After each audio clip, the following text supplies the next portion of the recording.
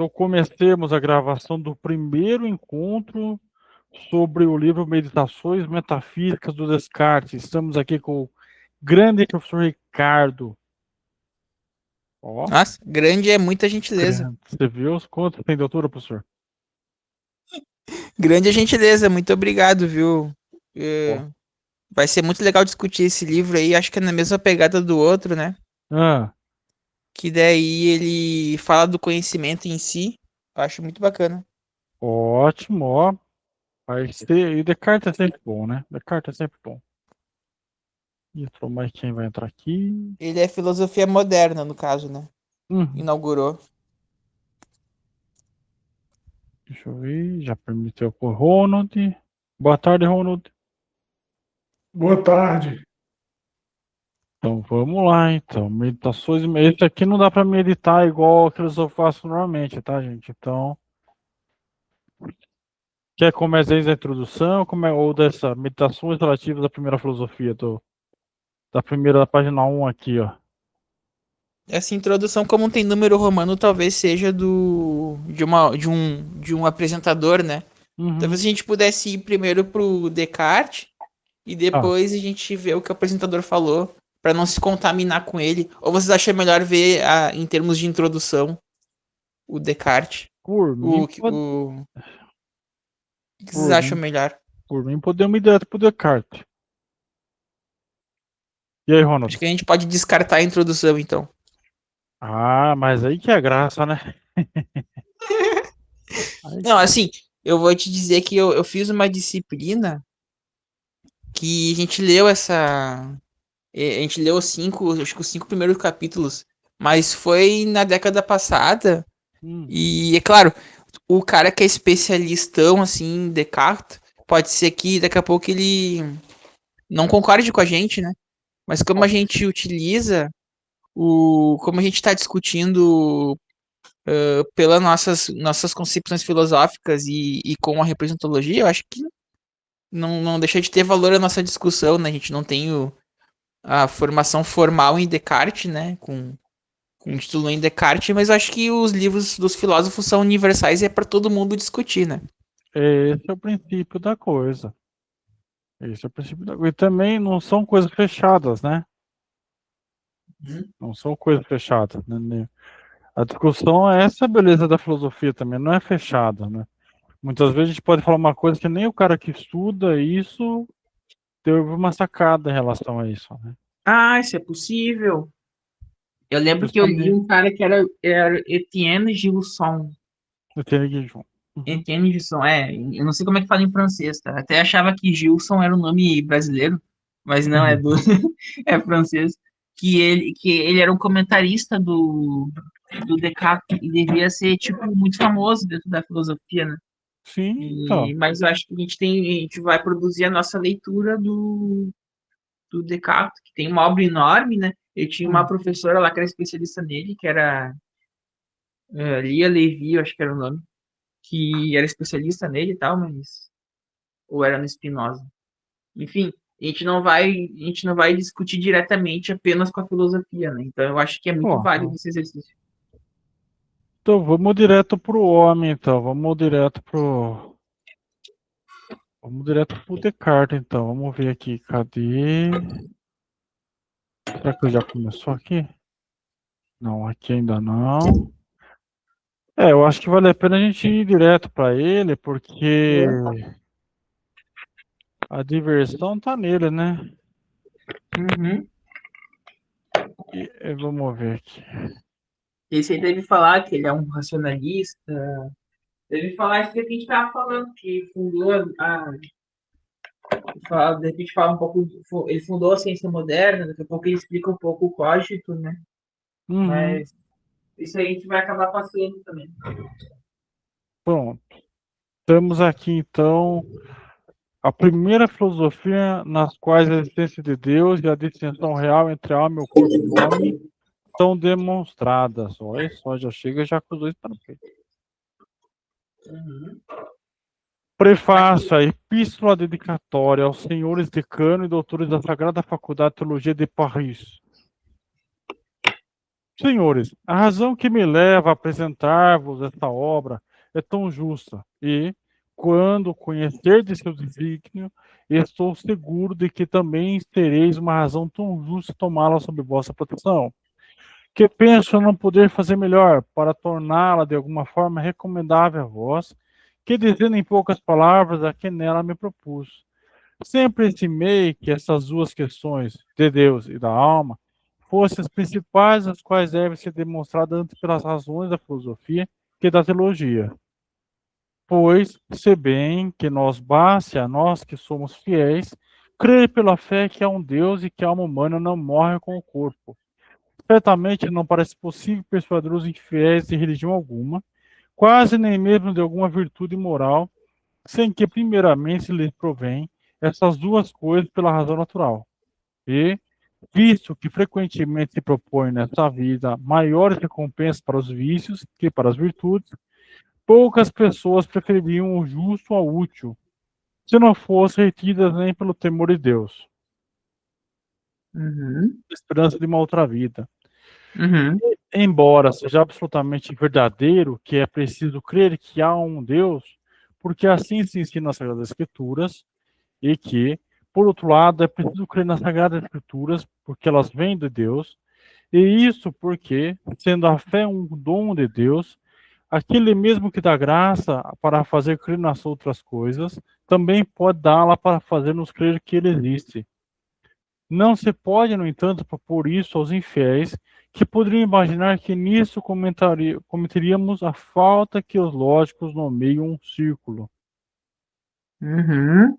E, na Sim. verdade, cuidei que vós, senhores, com todos os teólogos, não asseguraveis somente que a existência de Deus pode provar-se por razão natural, mas também se infere na Sagrada Escritura que seu conhecimento é muito mais claro que aquele que se tem de várias coisas criadas e que, com efeito, é tão fácil que aqueles que não o têm são culpados, como aparece por essas palavras da sabedoria, capítulo 13, em que é dito que nem esses merecem perdão, porque se chegaram a ter luz bastante para poderem fazer uma ideia do universo, como não descobriram mais facilmente o Senhor dele?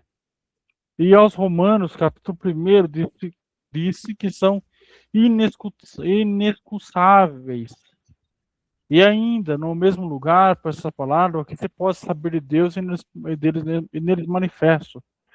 Parece que somos advertidos de que tudo o que se pode saber de Deus pode ser mostrado por razões que não precisam ser buscadas em outro lugar que não em nós mesmos, e que nosso espírito sozinho é capaz de nos fornecer. Por isso, pensei que não seria fora de propósito que eu desse a ver aqui por quais meios isso se pode fazer e qual via é preciso tomar para chegar ao conhecimento de Deus com mais facilidade e certeza que conhecemos as coisas desse mundo.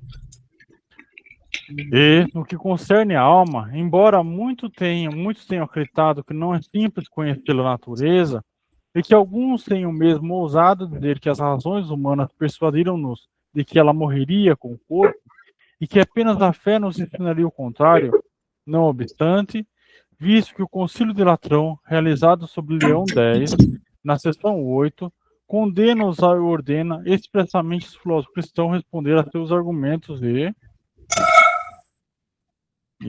peraí, empregar todas as forças do seu espírito para dar a conhecer a verdade.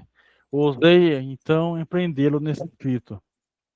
Além do mais, sabendo que a principal razão que faz com que vários ímpios não queiram crer que há um Deus é que a alma é distinta do corpo, é dizerem que ninguém até aqui pôde demonstrar essas duas coisas, embora eu de modo algum seja dessa opinião, mas, pelo contrário, sustento que quase todas as razões que foram trazidas por tantos grandes personagens no tocante a essas duas questões são demonstrações, quando bem entendidas, e que seja quase impossível inventar novas, se é que eu creio que não se poderia fazer nada de mais útil para procurar de uma vez por todas, curiosamente e com cuidado, as melhores e mais sólidas e dispô-las em uma ordem tão clara e tão exata, que doravante seja constante a todo mundo que são verdadeiras demonstrações.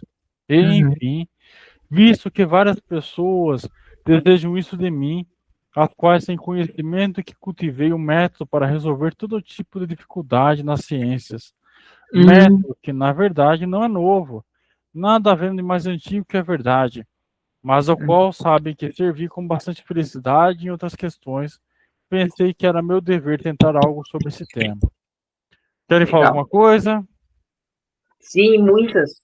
Diga. Primeiro a gente podia acertar a gente podia deliberar para saber quando é que a gente começa os comentários. Vocês preferem uma página inteira, 2 páginas inteiras, ou um por parágrafo? O que vocês preferem? Por mim, por quando você quiser. Pode me interromper. Por parágrafo terminou, acho que por terminar o parágrafo é melhor, porque como eu não consigo marcar aqui com esse daqui, eu Ah, não tô conseguindo marcar. ah, tá. Assim, tá vendo? Tá, vamos tentar um então que tenha que seja com livros, eu procuro também. Mas, tipo, tá, o que é interessante aí, isso deve ter espantado um monte de gente já, né? Só essa entrada que ele começou a falar de Deus, de alma, deve ter espantado alguns leitores, né? Imagino eu. Consta.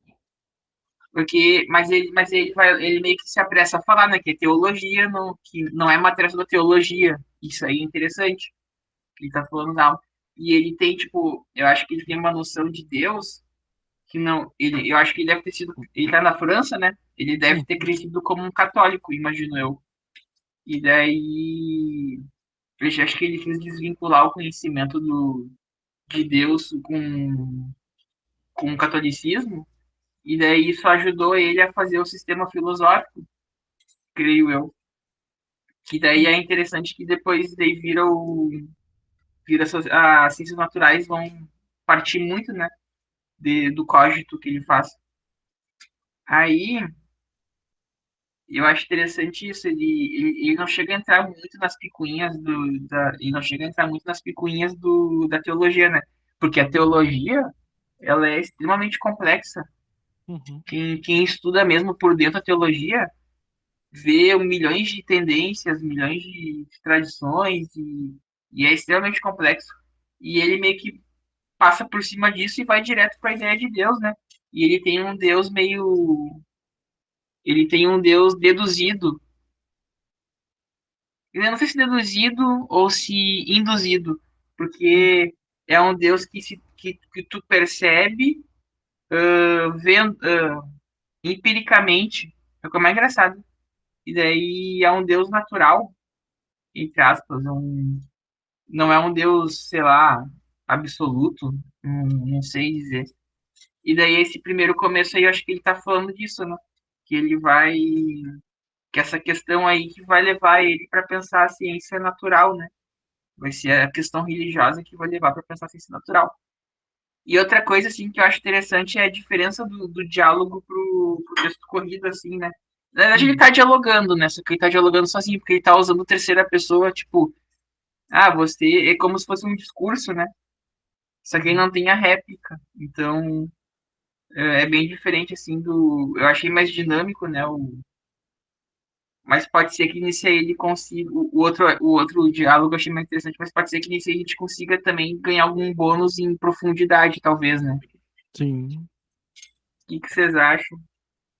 Eu acho que eu tô lendo assim, essa questão de Deus aí, na verdade, ele só tá. É um Deus que não é um Deus transcendente, é um Deus que vem da natureza. E além de vir da natureza, acho que é um Deus que a alma também, ele não vai. Eu acho que ele dá uma ignorada nas discussões teológicas, talvez conhecesse, talvez não. E acho que daí ele parte de Deus para chegar. Tanto que é metafísica, né? Uhum. A alma. Ele parte de Deus para chegar na materialidade que precisa para se poder fazer uma ciência natural, né? Com a matemática e tudo. Sim. E aí, Ronald? O que você acha? Eu acho que ele fala de um lado de Deus, mas eu não sei se é nesse texto que ele vai chamar de o gênio maligno. E a cada vez que ele faz alguma coisa, vem um gênio maligno e desfaz. Assim, das ilusões, né? possível. nas ilusões, né? Aham, é verdade. E ele falou um gênio maligno, ele não falou, tipo, o diabo. Ele não falou. Exatamente. Agora que. Não te contei, é verdade. Ele dá a ideia de que ele tem algum espécie de confronto, né, com alguém que desfaz o que ele diz, né? Talvez seja os da escola que ele estudava, da faculdade que ele estudava, que contrariavam ele. Talvez seja isso, né? Eu não sei. Ou ele só hipotetizou, porque tem a ver também com a dúvida hiperbólica, porque ele mesmo tinha o gênio maligno dentro dele, Que massa! porque Eu gostei. ele duvidava de tudo que ele estava fazendo. Será que eu estou fazendo correto? Eu acho que sim, porque depois ele vai falar do argumento do sonho. E daí, tipo, a gente vai ver mais pra frente, mas o argumento do sonho. Pode ser que eu esteja dormindo. Tem sonhos que são muito realistas. Tem o argumento do gênio enganador. Tem umas traduções que chamam de Deus enganador. Eu já não sei se é escolha gênio ou Deus enganador.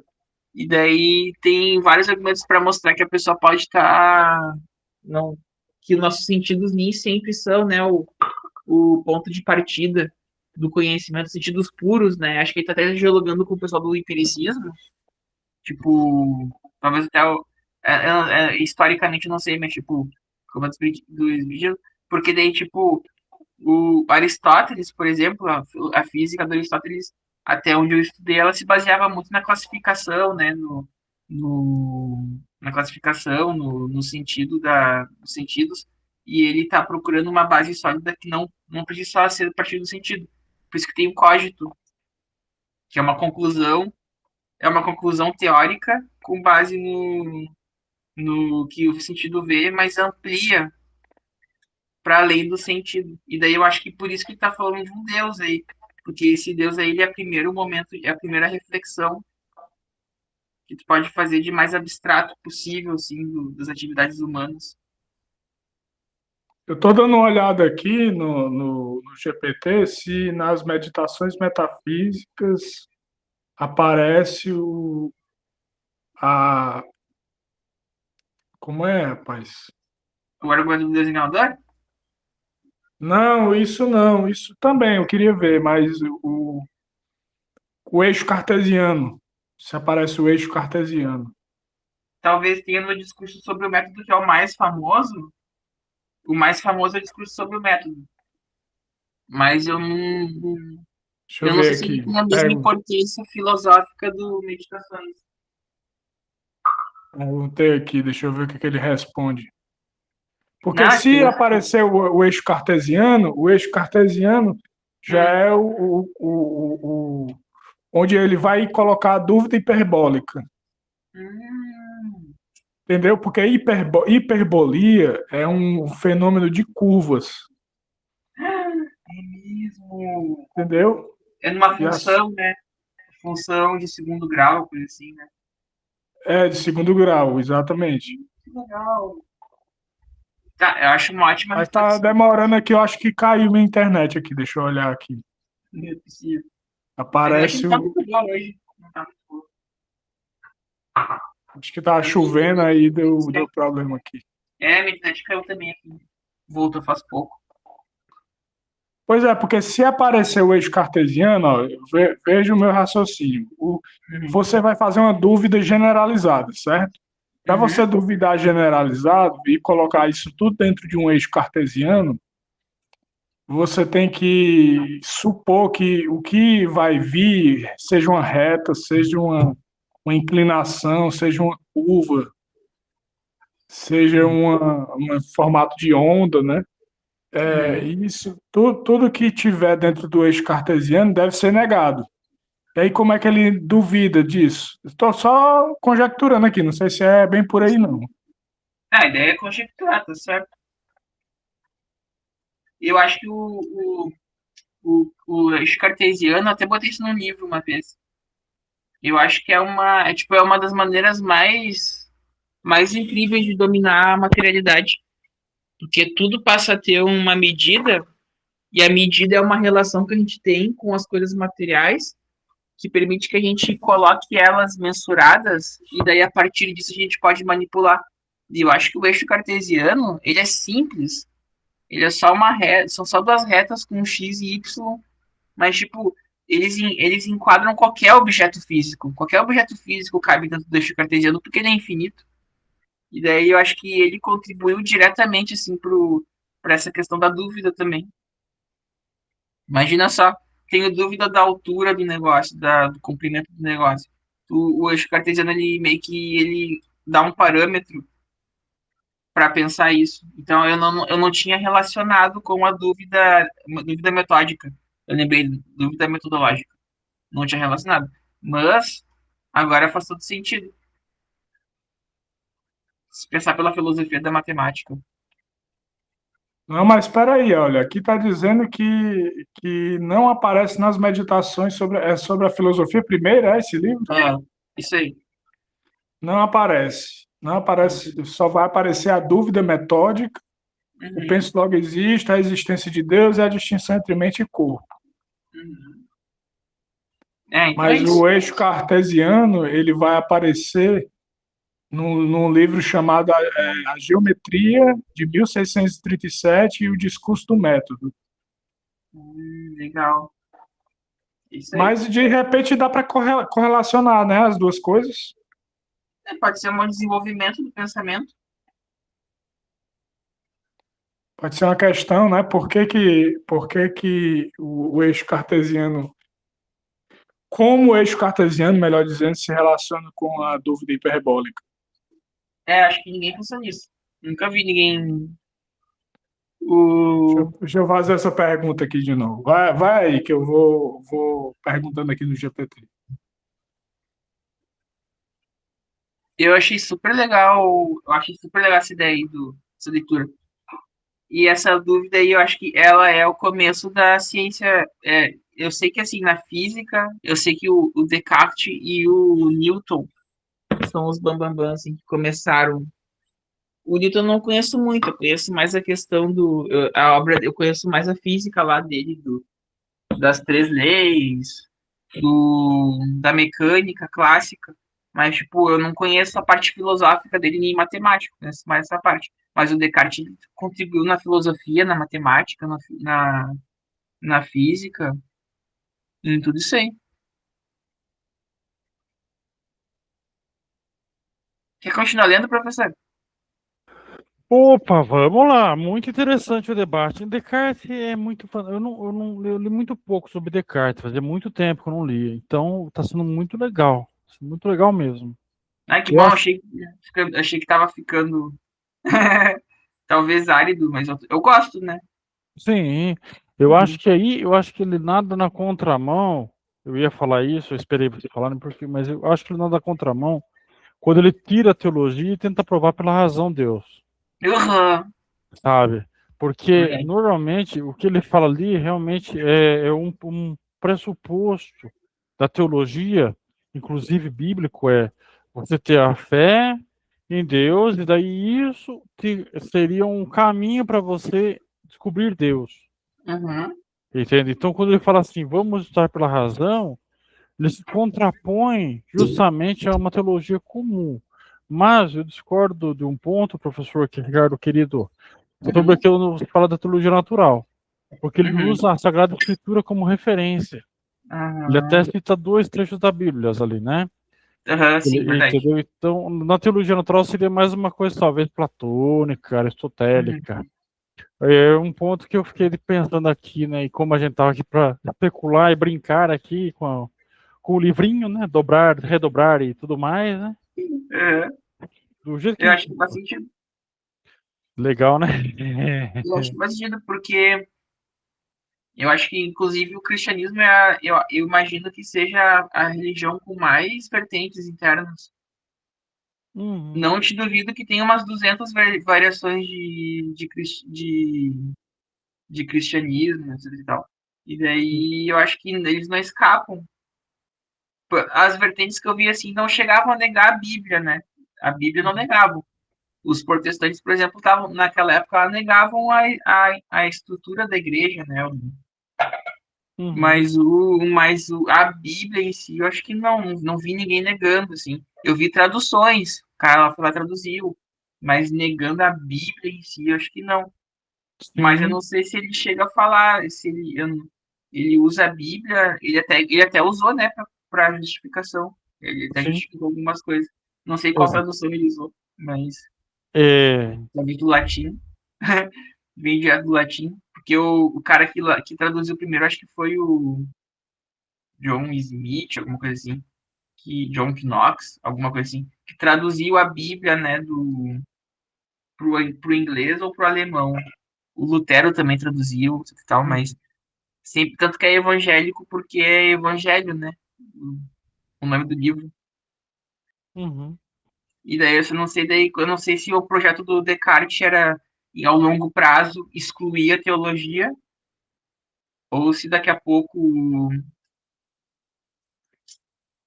ele monta um sistema inteiro que exclui a teologia no final ou se ia conviver para sempre. O que Uhum. o professor acha?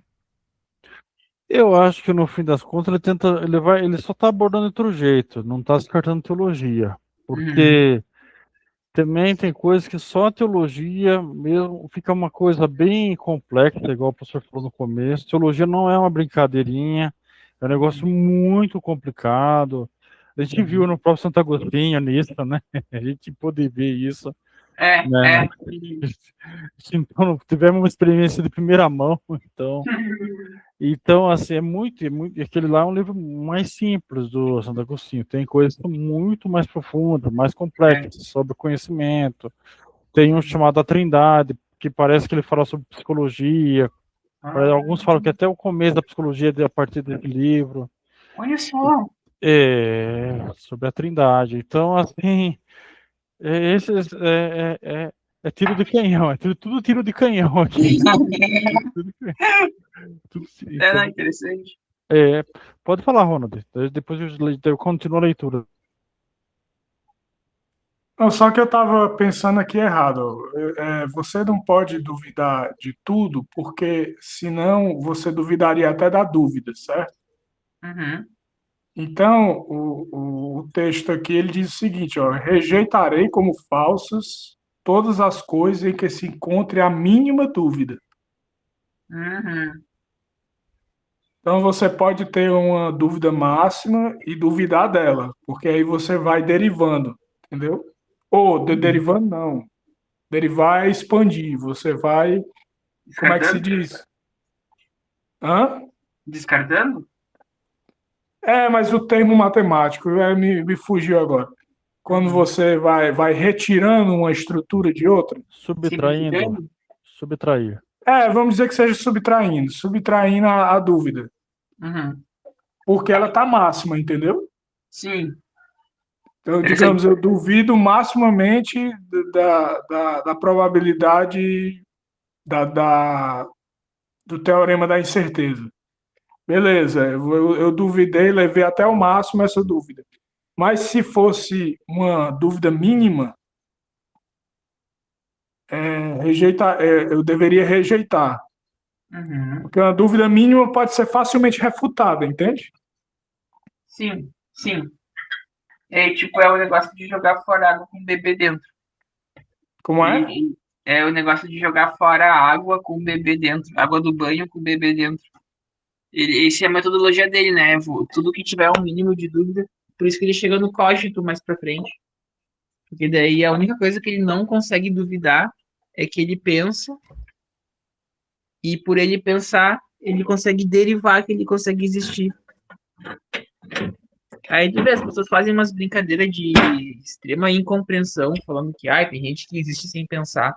Mas é que daí as pessoas não entenderam que o argumento do cara, do autor, é mais profundo, né? Ele não tá falando do. Ele não tá fazendo uma conjectura simples. Isso aí é uma conclusão de uma cascata de argumentos e descartes que ele fez, né? Mas as pessoas pensam que é só porque eu penso eu existo. Não, o pensamento é a evidência inquestionável que eu existo. Então, a partir disso, pode existir a realidade física. O ruim é que ele começa logo com as questões teológicas, né? Se ele começasse isso. com as questões mais palpáveis, assim, ficaria Uhum. mais fácil da gente entender. Na Mas que verdade, isso. Pode falar, desculpa, fala. na verdade, ele nem começou ainda. Isso aqui é só uma introdução da primeira carta que ele tá mandando para um outro lugar. Ele nem começou ainda. Tá Isso, aquecendo. né?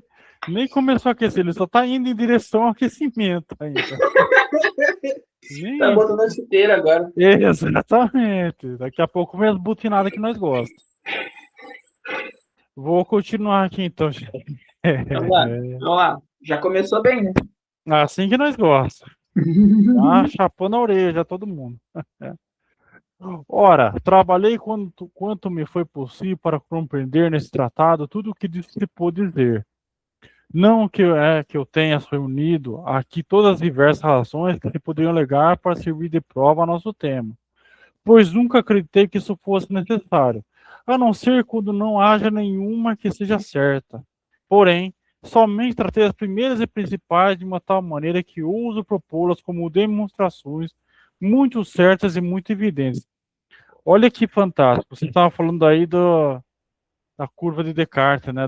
Como que era o nome? Do eixo de Descartes, né? Plano cartesiano. Do plano cartesiano. E ele vai propor uma demonstração, coisa de matemático isso, hein?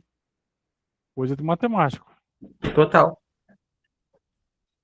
E além disso, direi que são tais que não penso que haja alguma via por onde o espírito humano possa jamais descobrir melhores. Olha o que ele falou, hein? Uhum. Me chamou pro peito, hein? Falou aqui, eu sou camisa 10, vem pro pau. Pois a importância da questão é a glória de Deus, ao qual tudo se refere. Constrange-me falar aqui um pouco mais livremente de mim do que tenho costume. No entanto, qualquer que seja a certeza e evidência que encontro em minhas razões, não posso persuadir-me de que todo mundo seja capaz de entendê-las. Mas Universalismo, né? é universalismo. Muito racionalista isso, porque se fosse um empirista, ele ia falar que tu pode compreender, o que tu pode tomar contato com os teus sentidos, né? E o cara vai lá e fala que todo mundo pode compreender isso aí, coisa até meio cristã, né? É, não posso persuadir-me que de todo mundo seja capaz de entendê-la. Mas assim como na geometria, há muitos que não foram deixados por Arquimedes, por Apolônio, por Papos, não conheço esse sujeito, e por vários outros que são recebidas por todo mundo como muito certas e muito evidentes, porque nada contém que, considerando separadamente, não seja facílimo de conhecer, e porque não há lugar em que as consequências padrem e convenham tão bem com os antecedentes. No entanto, porque são um pouco longas e pedem um espírito inteiro, só são compreendidas e entendidas por pouquíssimas pessoas da Hum, mesma forma, ainda que eu estime que aqueles de quem me servi aqui igualem e até mesmo ultrapassem em certeza e evidência as demonstrações de geometria. Apreendo, no entanto, que não possam ser suficientemente entendidas por muitos, tanto porque são também um pouco longas e dependentes uma das outras, quanto porque, principalmente, pede um espírito inteiramente livre de todos os prejuízos e que se possam facilmente desprender do comércio dos sentidos.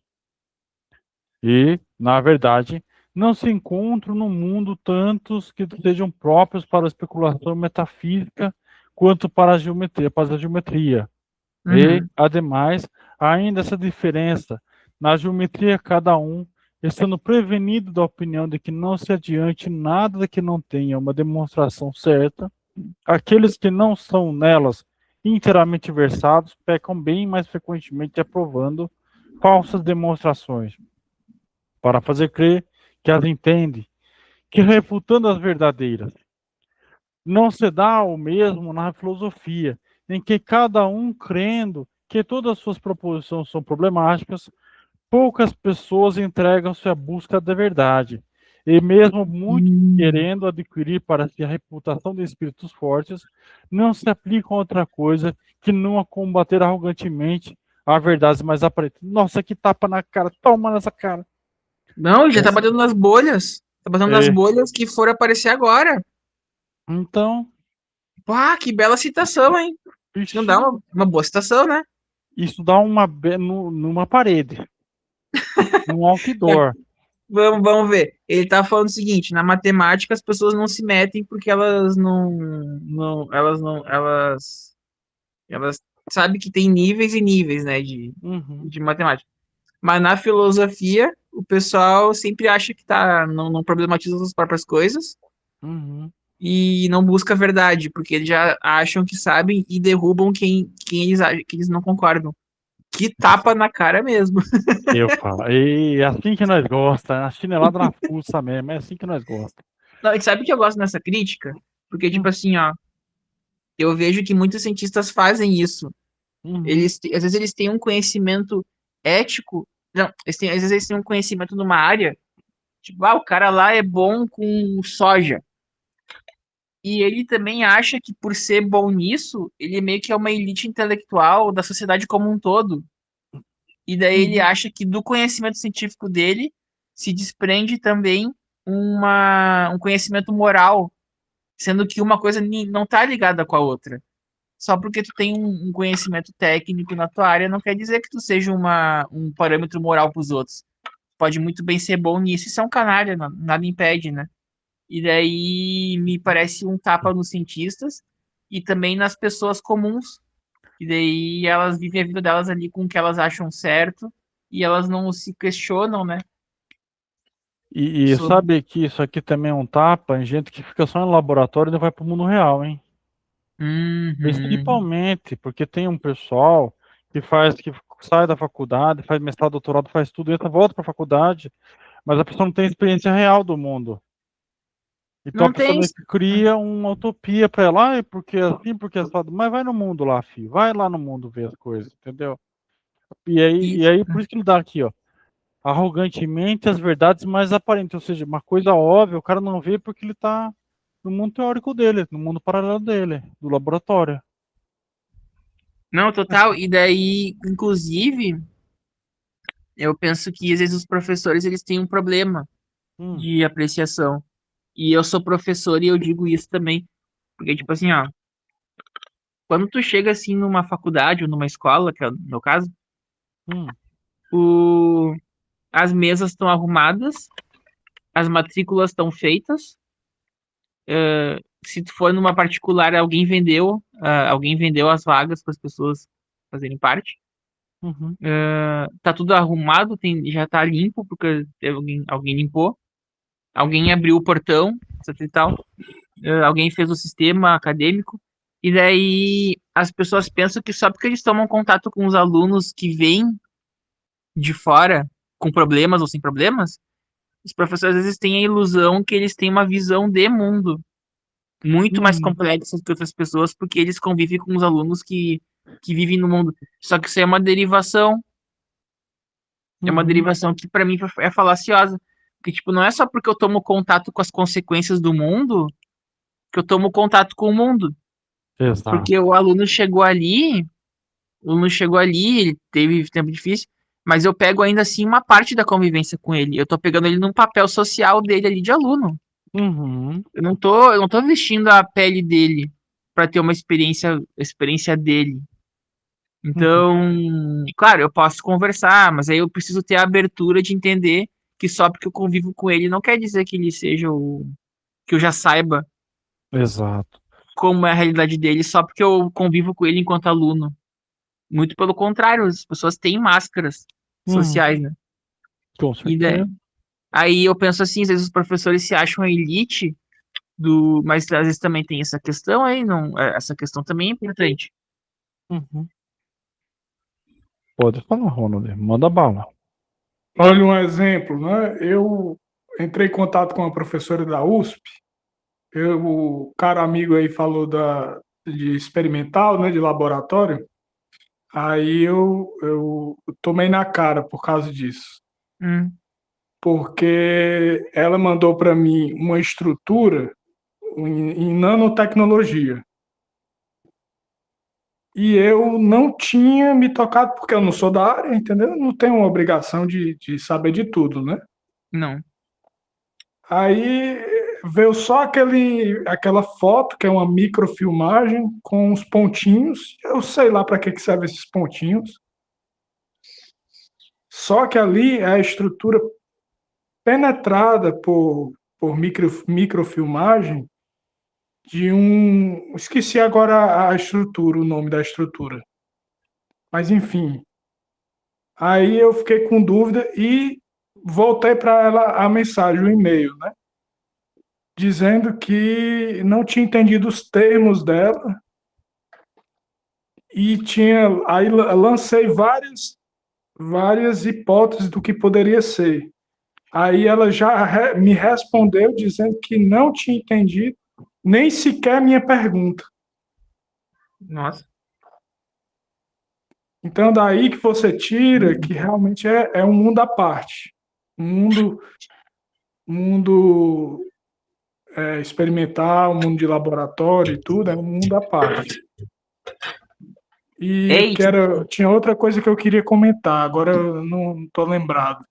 Sim, lembrei. Porque a minha pergunta para ela é se não haviam uma associação uhum. de assimetrias. Interessante. Tem a ver com dúvidas, com curvas, né? Aí eu fiquei pensando assim, se há várias curvas, existe uma associação entre essas curvas, certo? Essas curvas não estão assim em sequência, separadas umas das outras. Elas têm conexões entre elas. Aí eu penso que o que o Descartes faz é isso que ele põe em dúvida, entendeu? Ele não está interessado, porque o Descartes faz uma espécie de ciência matemática, né, que ele chamava de... Como é, meu Deus? Que É uma ciência uma espécie matemática? de matemática universal. Hum. Tem um nomezinho técnico para isso. É a Uhum. matemática universal. Abstrata? Teórica? Sim, matéses. Ele chama de matéses. Uhum. Ele chama de matéses, né? E essa matéses, ela é uma sequência de várias estruturas matemáticas. Uhum. Umas implicadas nas outras. Não é uma solta. Você faz uma curva aqui, essa curva foi feita, aí você descarta essa curva para fazer outra. Não é assim, ela é feita dentro de um eixo cartesiano, de um plano cartesiano. Sim, aí existe um negócio chamado anamorfose. Você sabe o que é? Você que é da representologia deve saber, né? Anamorfose. Anamorfoses. É da Anamorfose. matemática também? São deformações de perspectivas. Uhum. Não conhecia, mas interessante. Tem uma perspectiva que se deforma em relação à outra, ela é uma anamorfose. Uhum. Assim como tem a isomorfose, a homomorfose, tem morfose vem de formas, né? Você Uhum. tem a forma isomorfose, por exemplo, seria formas iguais. Uhum. Você tem uma forma curvilínea, curvada, e você encurva com outra. Você acha que vai ser a mesma curva quando você juntar uma com outra? O que vocês acham? Eu acho que não, porque a curva ainda mais. A curva já é uma relação dentro da. Ela já é uma relação matemática diferente, já talvez uma função, talvez. Acho que não juntar até o número daria diferente. Acho que não. Uma Bom, palpite, mas né? eu viajei agora. Vamos voltar para o texto, porque senão a gente vai ficar só divagando aqui e não termina esse texto nunca. Mas a ideia eu acho que é devagar para a gente poder encontrar coisas novas. Então pronto. Eu acho, né, professor? Eu acho que é. Eu acho que sim, mas a gente tem que usar o texto como referência. Senão a gente. Vamos lá mais um pouquinho. Porque, tipo assim, ó, digamos que a gente estivesse digamos que a gente estivesse cavando uma mina de minérios. Uhum. Pode ser que se a gente cavasse em volta, a gente encontrasse outra mina de minérios com mais minérios. Eu Belo. pensei assim, pelo menos. Até eu lembrei de um livro de arqueologia que o autor brigou com o ilustrador. Hum. Aí o ilustrador desenhou o arqueólogo indo cavando o buraco para encontrar alguma coisa, e do lado do buraco, no extrato assim da terra, tinha o dinossauro que ele tava que ele queria encontrar. Isso daí eu já vi muito de coach falando, hein, professor? Aí, Coach Ricardo, entendi. tá, tá bom, mas então se vocês querem voltar pro texto, vamos voltar pro texto, então. Não, vamos lá, vamos. Mas vamos lá. Eis porque, senhores, qualquer força que possa ser minhas razões, já que pertencem à filosofia, não espero que elas produzam um grande esforço sobre espíritos, senão transformados sob vossa proteção. Porém, a estima que todo mundo tem de vossa companhia, sendo tão grande, é o nome da soborne, de uma tal autoridade que não somente no que concerne à fé, após o Sagrado Concílio, nunca se deferiu tanto ao julgamento de nenhuma outra companhia, mas também no que concerne à humana filosofia, cada um crendo que não é possível escolher alures mais de solidez e conhecimento, nem mais de prudência e integridade, para dar seu julgamento. Não duvido, se vos dignardes a ter tal cuidado com o espírito que queirais primeiramente corrigi-los. Pois, sendo conhecimento não somente da minha fraqueza, mas também da minha ignorância, não ousarei assegurar que não haja alguns erros. Depois, após ajuntar as coisas que lhe faltam, acabar as que não estão perfeitas, e tomar-vos mesmo o trabalho de dar uma explicação mais ampla àquelas que têm precisão, ou, ao menos, advertir-me a fim de que eu trabalhe nisso. E, enfim, depois que as razões pelas quais provo que há um Deus e que a alma humana difere do corpo tiverem sido levadas ao ponto de clareza e evidência, aqui estou seguro de que as se podem conduzir, que deverão ser tidas por demonstração exatíssima.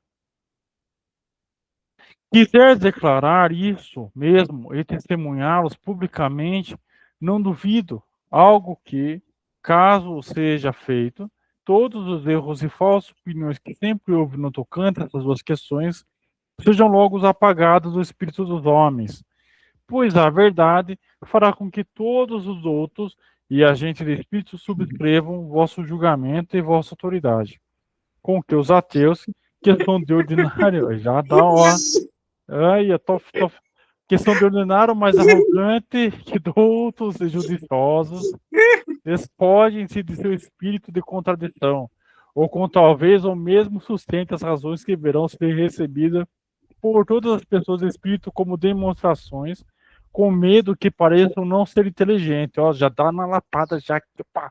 Pois é, né? Assim que negócio. Assim que Que negócio. doido. Enfim, Coitados, os caras estavam quietos no canto deles. porque a vida é Agora eu ri assim. sozinho aqui, ó. Toma uma lapada daqui, lá. Eu já gostei do Estavam texto. no canto deles, eles não fizeram nada. Ninguém mandou. Ninguém mandou. Enfim, todos os outros se renderão facilmente a tantos testemunhos, e não haverá mais ninguém que ouse duvidar da existência de Deus e da distinção real e verdadeira da alma humana com o corpo. Tome-lhe essa bufetada do nada. Do nada, tome. A vós agora julgar o fruto que provirá dessa crença, se ela fosse uma vez bem estabelecida, vós que vedes as desordens que sua dúvida produz, mas não seria gentil recomendar ainda mais a causa de Deus e da religião aos que dela sempre têm sido as mais firmes colunas. Olha. Tá, então quer dizer que ele tá falando que o que ele vai falar agora é tipo uma revelação divina. Exato. Será que não dá pra dizer isso? Porque, tipo assim, ó, é como se fosse uma revelação divina que todo mundo se ajoelhasse a ela e todo mundo vai concordar, porque obviamente é isso, né? Uhum. Eu acho Quase. que ele tá pensando assim, bom, eu vou mostrar o que vocês têm dúvida, vocês não ficam, Ateuzinho, você não fica enchendo a paciência do tio? Então toma-lhe uma bufetada na face. É mais ou menos por aí. Foi a mais gratuita de todas até agora, né? Tipo, os caras Assim que eu gosto. não Vamos- fizeram nada e tomaram de uma bufetada. Mas Sim. eu acho que, tipo, tá, agora eu tô vendo uma coisa bem religiosa mesmo. Me pareceu bem religioso, sei tudo que ele falou, né? Uhum. Tipo, as pessoas vão concordar. Mas eu tenho a teoria de que mesmo que as pessoas vissem, tipo assim, ó, digamos que tipo assim, Jesus chega ali e desce do céu. Eu acho que tem gente que viria isso e pensaria que, isso aí é seria meio Mr. Satan do Dragon Ball Z, sabe? Isso aí são truques, isso aí não é verdadeiro, isso aí é inteligência artificial. E não, mesmo assim, ó, mesmo descendo do céu falando, não, teria gente que não acreditaria. Sim. Então, seria tipo um São Tomé ao extremo, entendeu? Então, eu acho que o que ele tá falando é uma. Eu acho que é tipo uma esperança vã, assim. Eu acho impossível as pessoas. Eu acho, praticamente acho impossível as pessoas concordarem, assim, no mínimo em algum assunto. Porque não existe um assunto mínimo, assim, que todos os indivíduos humanos percebam, assim, e concordem da mesma maneira. Então, acho que é uma coisa meio bem religiosa, assim, da parte dele. Enxergar, assim, a filosofia dele, sabe? Sim, mas eu acho que sabe o que eu acho que vai ser o grande agregado aqui? Vai ser essa questão da demonstração. Eu acho que é Hum, aí que vai estar o pulo do gato para a representologia. Como uhum, ele vai fazer essa representação ser universal? Como essa demonstração vai ser universal? uhum. Eu acho que é aí que é a pancada toda aí. Ele já começou, agora ele começou a aquecer, você viu? Agora ele começou a sair, fechou o portão da casa saindo pra academia. E eu acho que Entendeu? sim.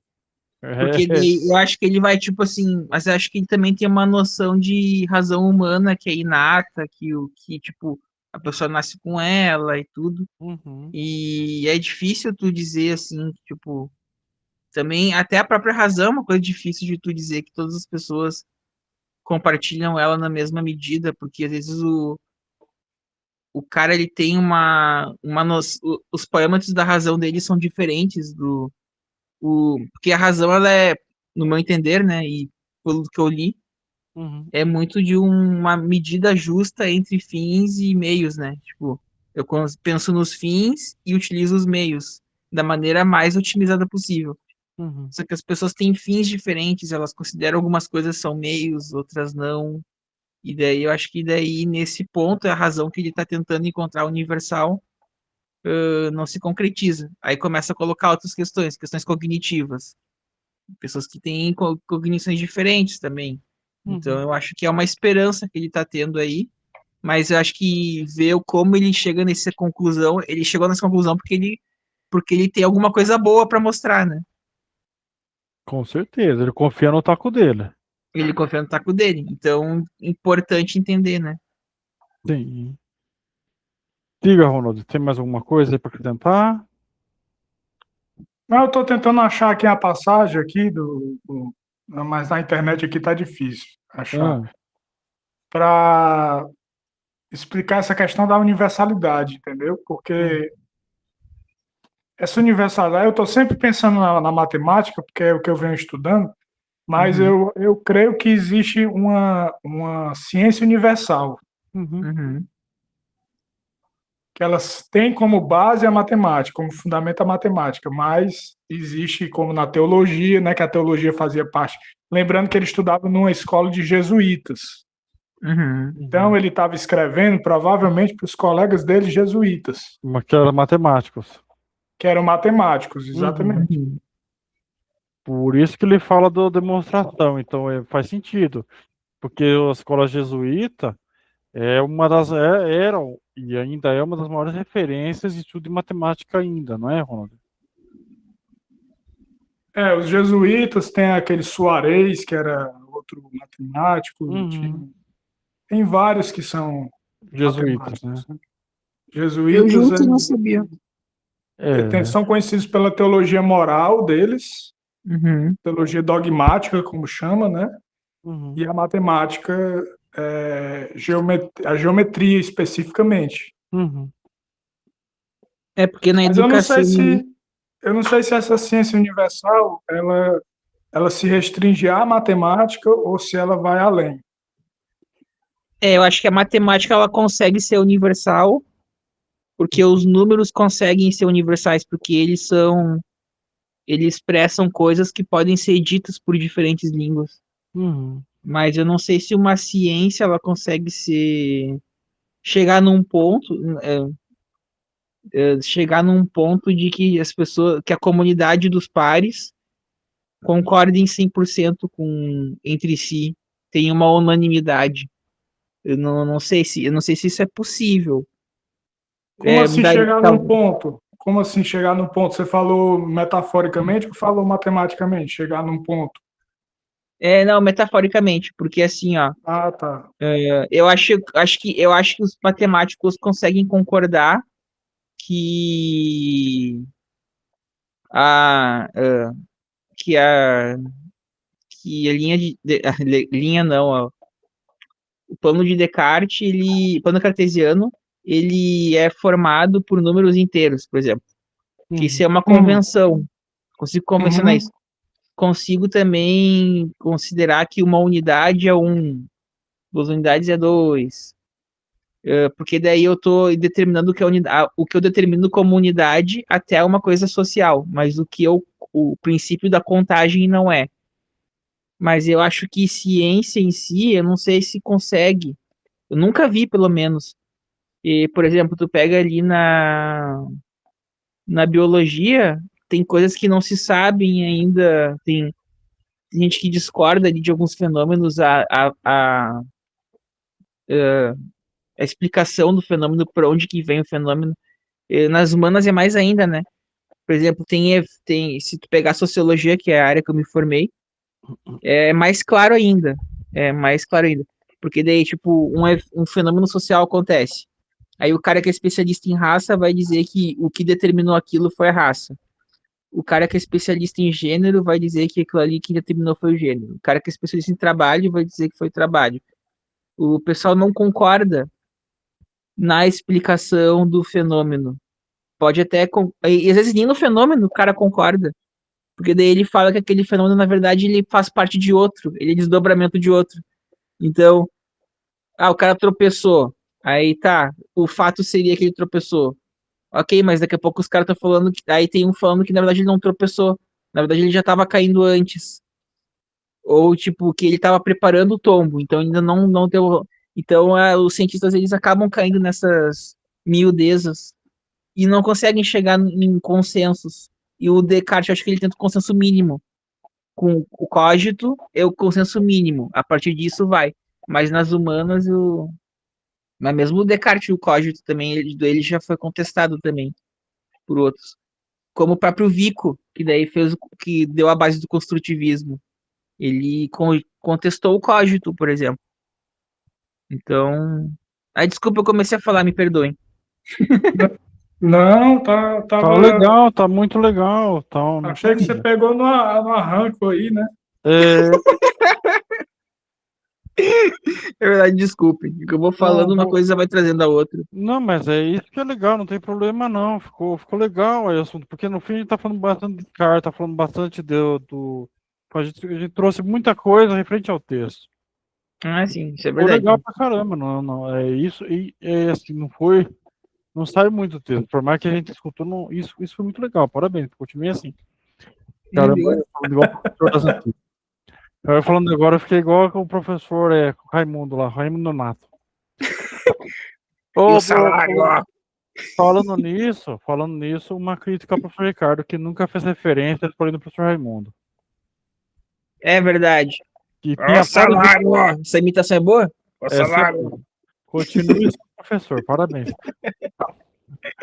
Ó, porque lá na escola do professor Raimundo tem vários personagens legais da representologia, hein? Tem, porque eles representam tipos sociais. É, viu só? E daí eles fazem a conexão da pessoa, a piada faz a conexão entre os grupos. E daí os Exato. personagens, eles são a possibilidade dessa informação canalizar para algum lugar. Exato. Tem o Zé Bonitinho, o grande representante da representologia. Ele é Ó, meio que os galãs, né? professores, É, deixa eu dizer um negócio aqui que eu lembrei. A análise Sim. combinatória, Hum. ela foi usada no DNA. Então, foi algo que nasceu na matemática e foi para outra ciência. Total. Total, com certeza. Mas a genética tem até uma coisa interessante que ela usa a linguagem da semiótica. Coisa mais É, né? engraçada. E também aí utiliza as ferramentas da estatística. É muito interessante. A genética é uma área muito interessante. Eu quase me formei, na verdade, em biologia por causa da genética. Mas poderia fazer ainda, professor. Tá novo, dá para fazer ainda, por que não? Eu, Eu acho que eu prefiro me dedicar à representologia, crescer. mas ué, tentei. Fiz minha parte motivacional. Tentei cativar os Vou pensar, corações. vou pensar, vou pensar. Tentei cativar os corações. Tentei. Ó, gente, então a gente fica aqui no prefácio do leitor, na página Uhum. 7, para próxima, para sexta que vem. Professor, prefere mudar o horário para das 4 às 5? Não, foi só que eu tive que dirigir mesmo, mas eu já tá normal. Se bem que agora me deram os horários na escola. Ah, Aí a gente fala no privado, porque daí eu tenho que ver aqui os meus horários. perfeito, deixa eu só Que programar. bom, me deram sociologia e filosofia. Oi, sim. Eu tava dando aula de outras coisas.